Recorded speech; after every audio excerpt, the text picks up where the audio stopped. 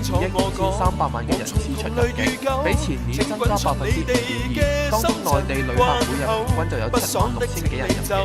香港不會內疚，和你別再逗留。急症室醫生都要頂硬上，喺救護車上面接生衝急症室嘅苦況，有人轉載到特首辦嘅 Facebook， 點知轉個頭傳出留言被河蟹。雖然特首辦話係誤會，其實冇刪到，不過成日真生都冇個回應咯。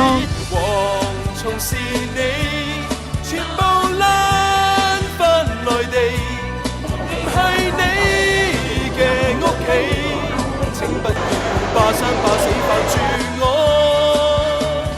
蝗蟲是你，全部死返內地，來力守我屋企，永沒言死，全部禍害皆因你。想買都冇得買，真係買唔到啊！我哋香港人買唔到。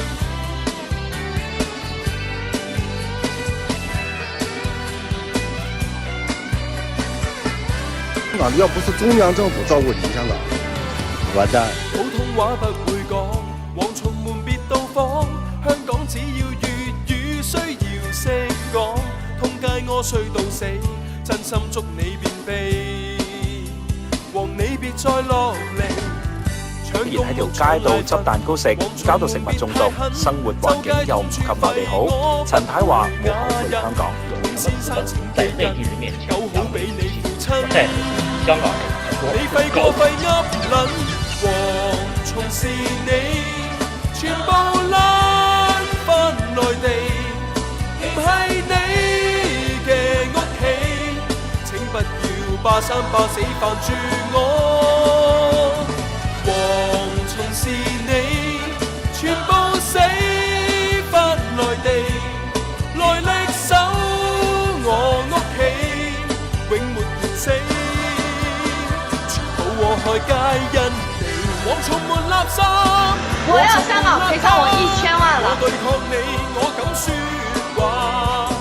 蝗蟲們自家，蝗蟲們誓要。小朋友肯認錯，大人就叫佢收聲。蝗蟲是你，全部撲返內地，全部返你屋企。香港要走出這一群亂世。蝗蟲在世，期望加速立例，文字要我識睇，拒絕殘